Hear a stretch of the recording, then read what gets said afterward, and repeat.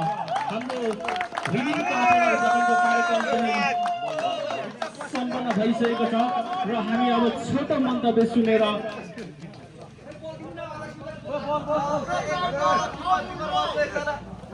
र उहाँले गोल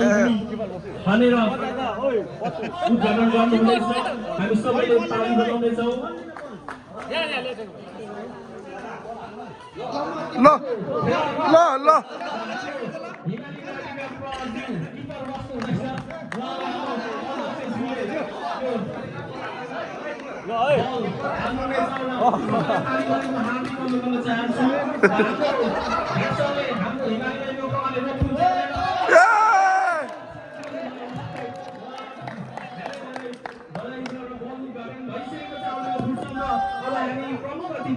छोटो मन्तव्य सुनेर आजको यस ल आनो आफ्नो छोटो मन्तव्य राखिदिनुमा म बस्छु ल म बस्छु ल